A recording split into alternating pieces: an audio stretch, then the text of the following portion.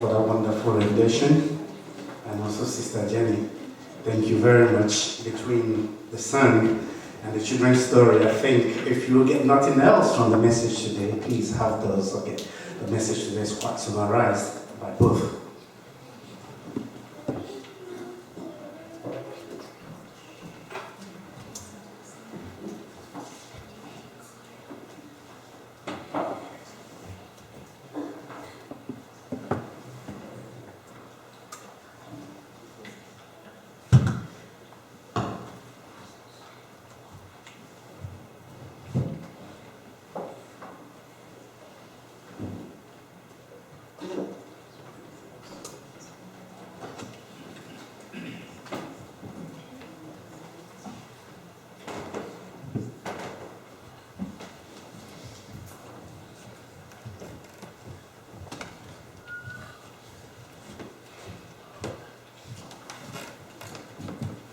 Good morning, church.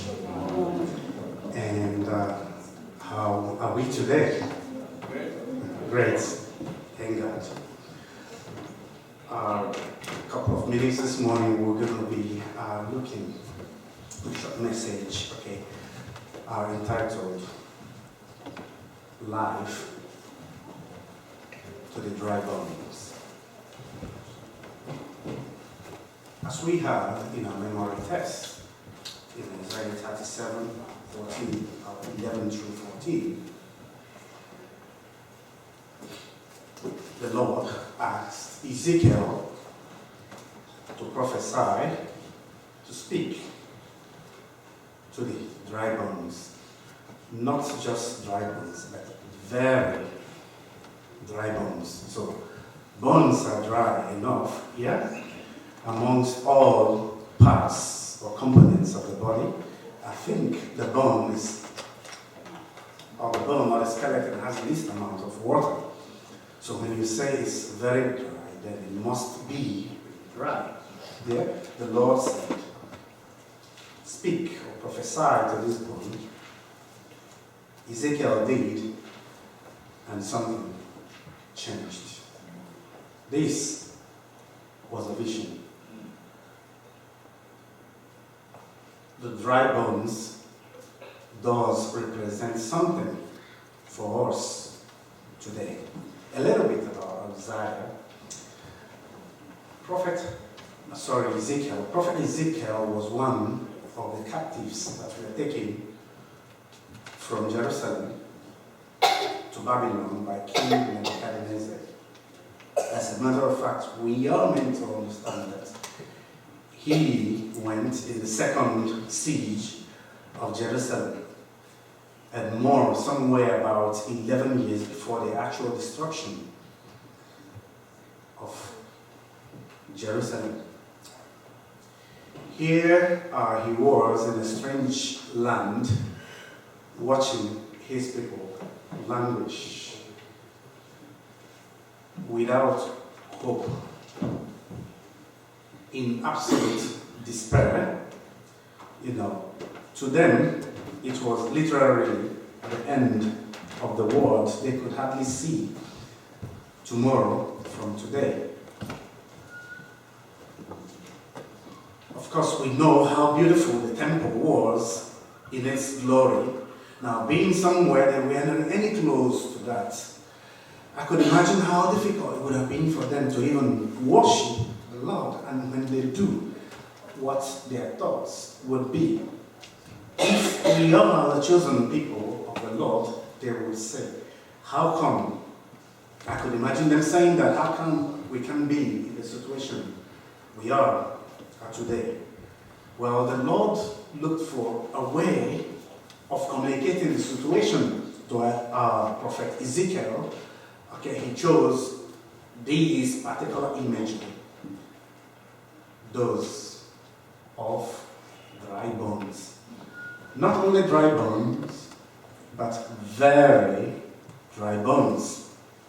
So let's go through chapter 37 of Ezekiel. From 11, our memory text is there on the screen. Then he said to me, Son of man, these are the bones These bones are the whole house of Israel. So the bones he's seen in the vision, the imagery of the bones represented the whole house of Israel. So now Israel is like dry bone, if you would, inert, capable of no harm, if you would, When the Spirit of the Lord leaves, or when we give up the final breath, okay, we see the body will weep and somehow we still believe there could be hope, come back to life again. But when it gets to the state where it's only bone, then all hope is lost, isn't it? Yes. I don't think the Lord made any mistake in giving this imagery. They indeed say our bones are dry, our hope is lost, and really it was. And we ourselves are cut off, definitely from the power of the Lord, which we denied. Therefore, prophesy and say to them, the Lord is asking Ezekiel to prophesy. So says the Lord God, behold, O my people, I will open your graves and cause you to come up from your graves.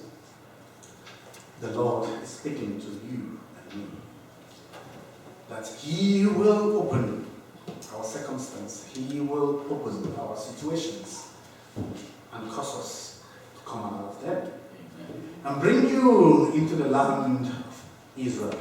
13, then you shall know that I am the Lord, and I have opened your graves, O my people, and brought you up from your graves.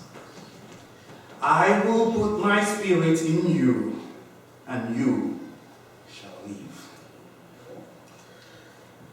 Today, do we have conditions that could be as dry bones, same as the Israelites did see?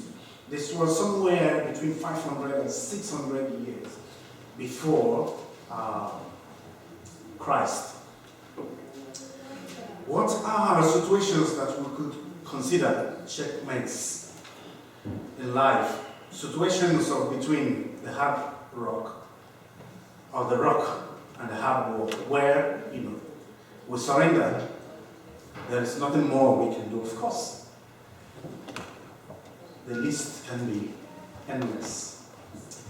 They can be situational, and of course, sometimes too emotional. It gets to a point in life where things no longer work as they used to. Yeah?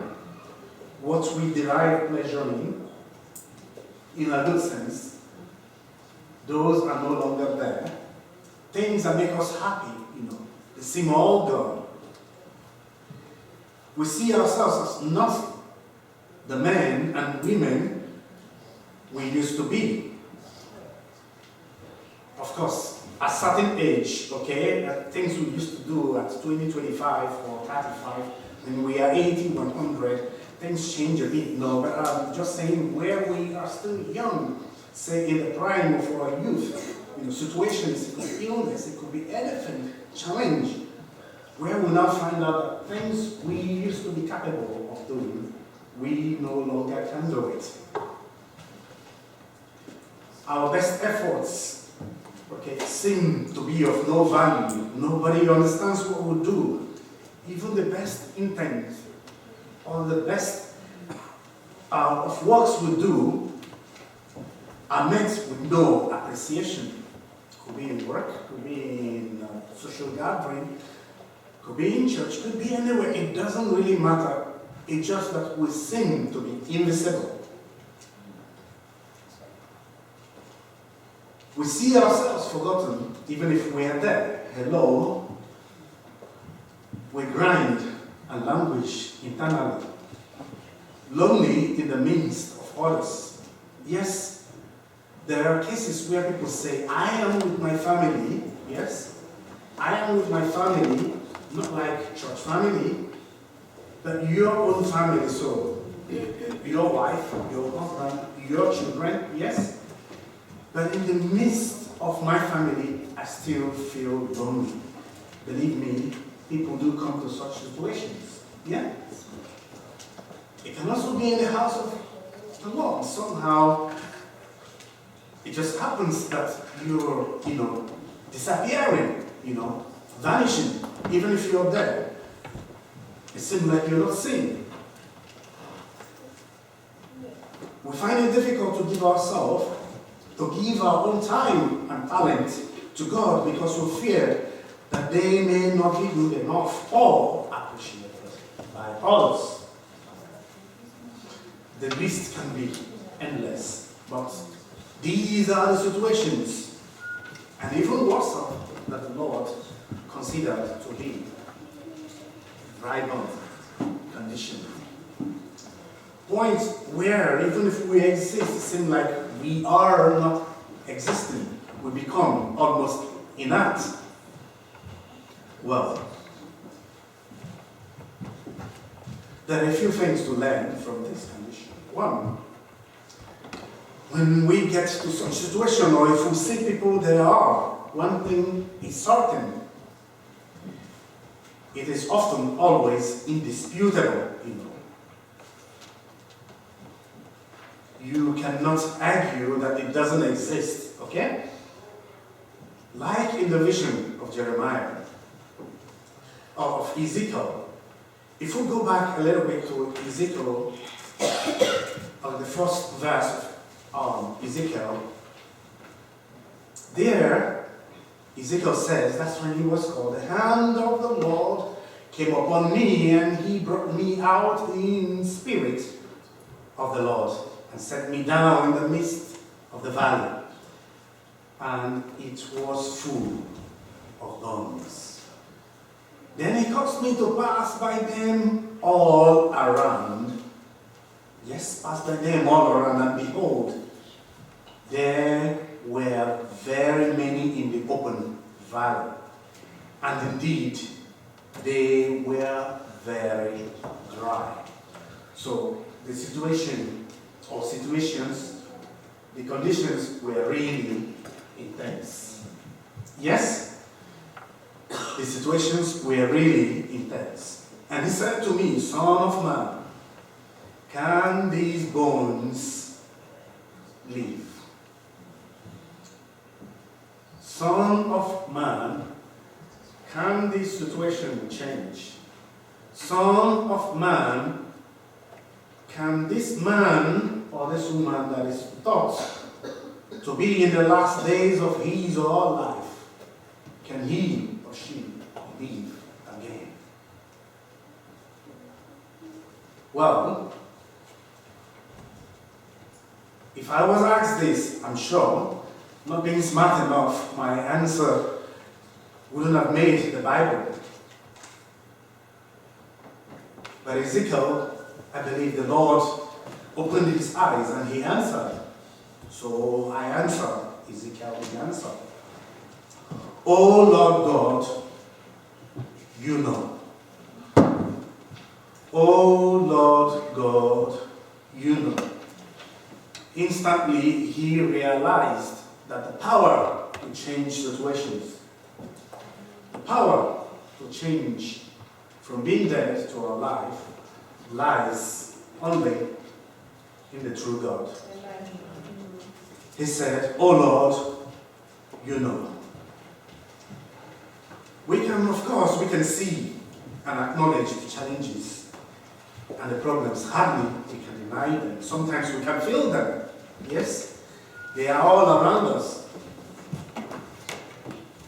Our challenges are sometimes even more obvious to others than we can realize, because sometimes, there's something we say, normalizing an error or normalizing an abnormality. You see something for so long, then you become used to it. It becomes normal, like they say. If abnormalities stays for too long, it tends to be normal. So then we become numb to it. But it doesn't mean that everyone around us will be numb to it, right?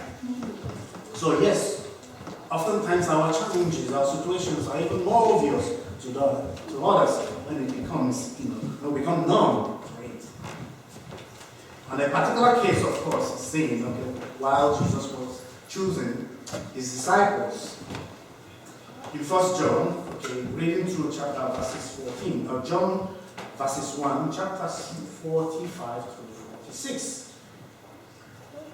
And Philip told Nathanael about Jesus, that he, Philip, has seen the prophet, the one spoken about by prophets. Well, Nathanael would have believed him, like so many would have believed our testimony, like so many would have believed our stories, until we tell them where we come from, or where the story is coming from. He said, he has come from Nazareth. Well, Nathanael was quite smart, and he asked Philip, can anything good come out of Nazareth? Yes? Can anything good come out of Nazareth? So, yes, in that situation, in that condition, in that challenge, we are written off. Branded. You see that man, you see that boy, you see that woman, always up to no good, and obviously we just continue and say brand. And it gets to where, is the stamp. No good can come. That was the case of Nathanael's question to Philip. Can anything good come out of Nazareth? Can anything good come out of the situation? Can my loved one that I have been praying for survive this illness? Can this job I am looking for, can I eventually get it? Yes, the Lord always has a way to surprise us. In the midst of it all, He's not powerless. He would always seek for the opportunity where we can come back to that realization that Him, with hands up, then He can show Himself strong. He is always prompting us with His still small voice. Can that situation change?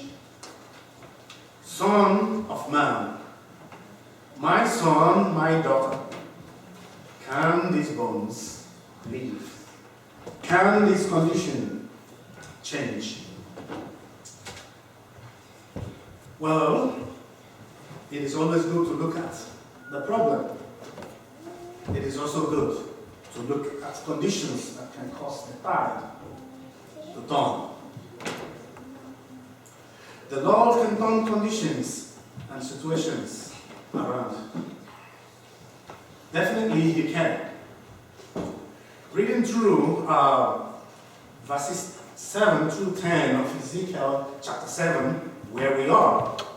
In 7, said, so I prophesied after the Lord had commanded Ezekiel to prophesy to the bone, to the dry bones.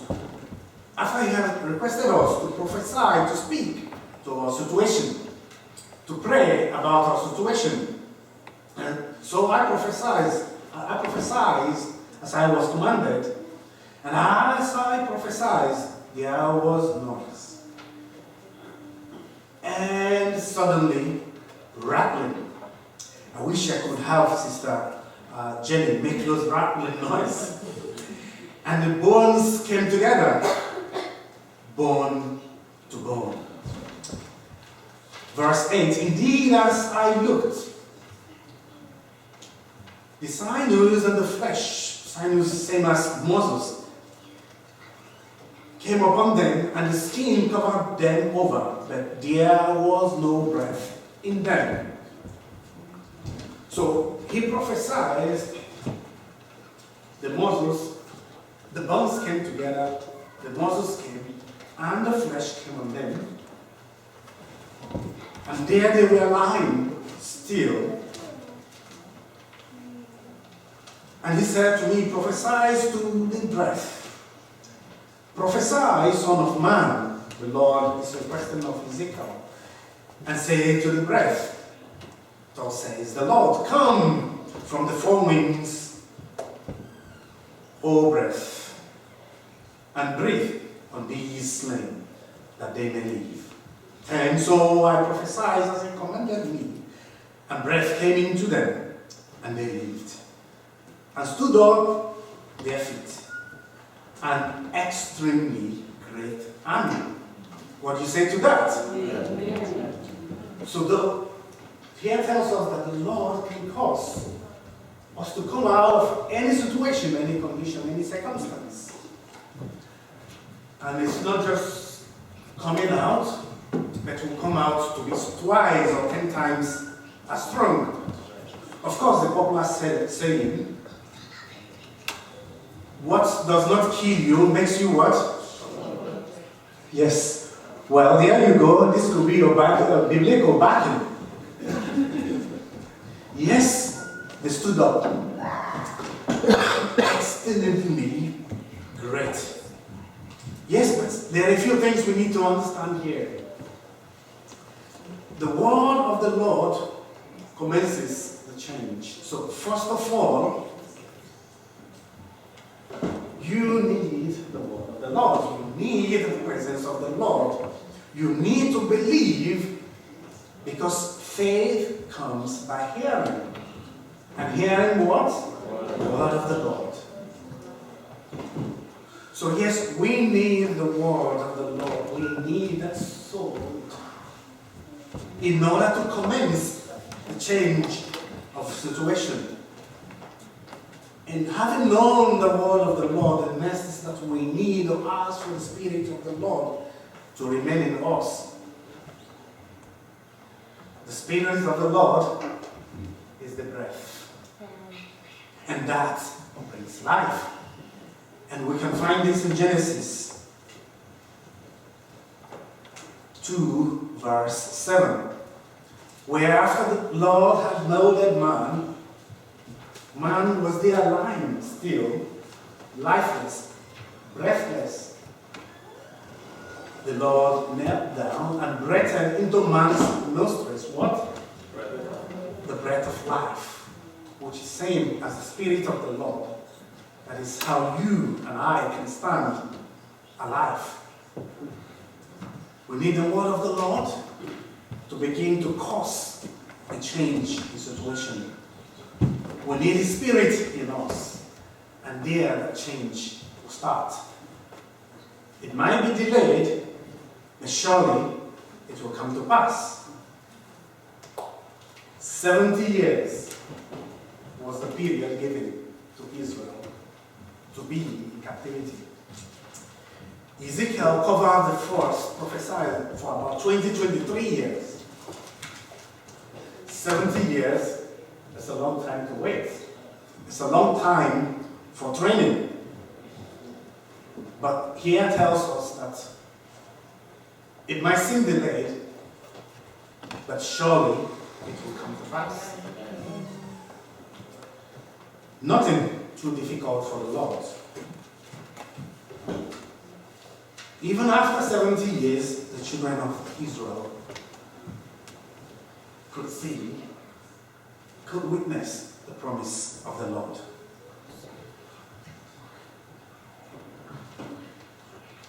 Still on the turning of the tides, the turning of our situations. Nothing too difficult for the Lord. He declared himself to Abraham and Sarah as the Lord of impossibility. At very old age, when all hope was lost, Sarah conceived and had Isaac. But what is important there, if we go through the book of Genesis, chapter 18, from verses 9 through 15, the most important part I have ruled there, I've underlined there rather.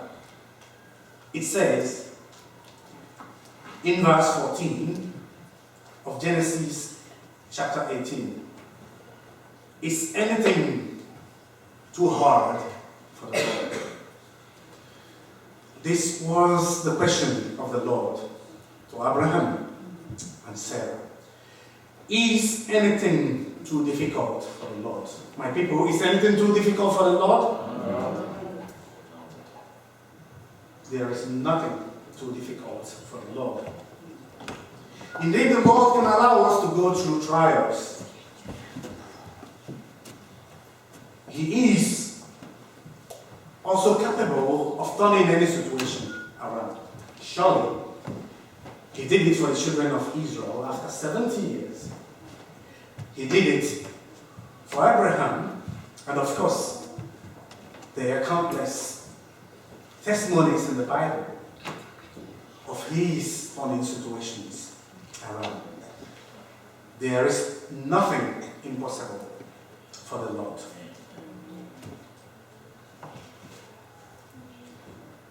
You know, the strange thing is that some kind of paradox or oxymoron you say.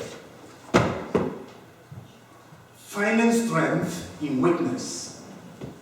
You know, when you're weak, then you're strong. How can that be?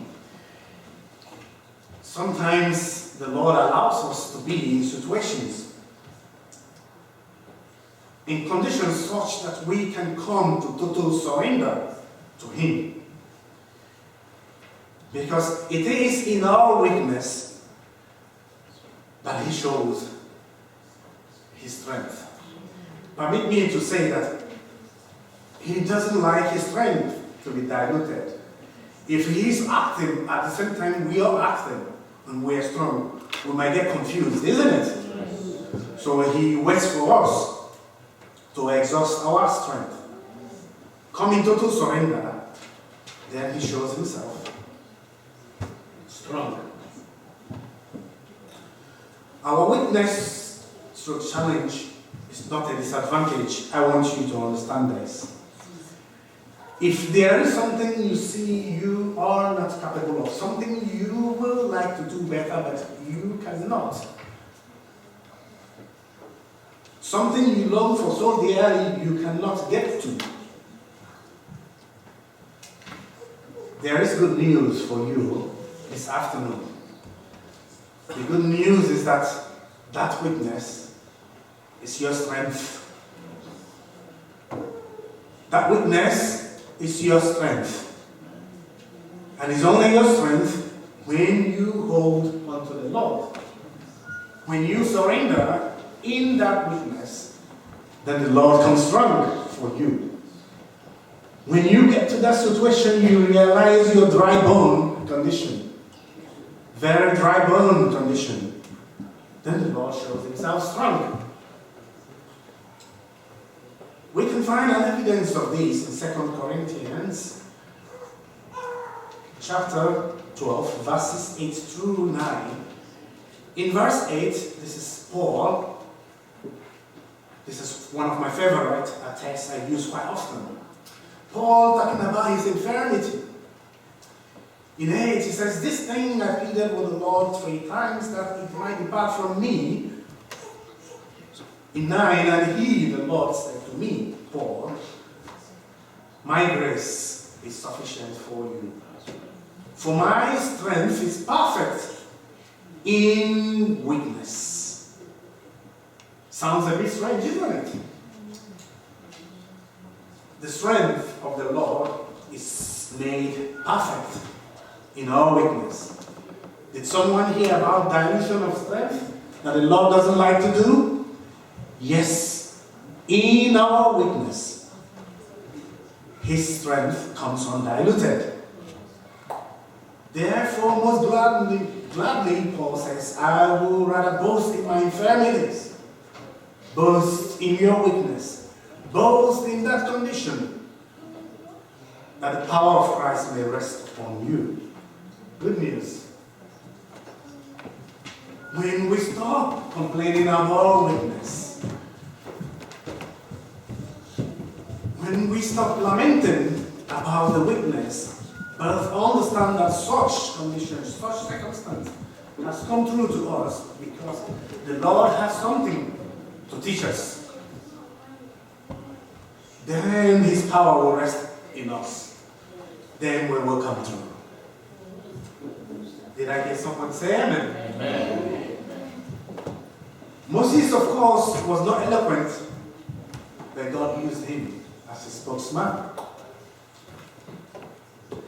We can find that in Exodus chapter 8, chapter 4, verses 10 through 12.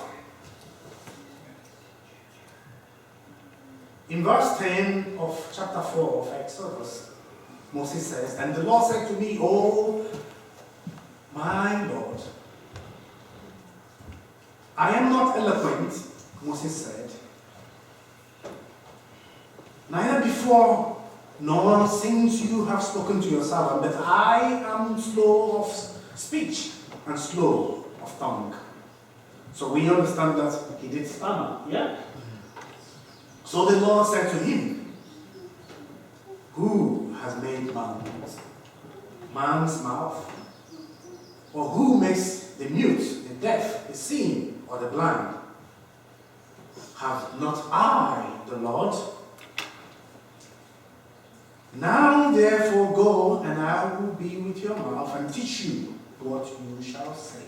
So the Lord is saying, I have made the mute, I have made the deaf, I have made the blind. And if I have made them, I am also capable to turn the situation around. So the Lord is saying,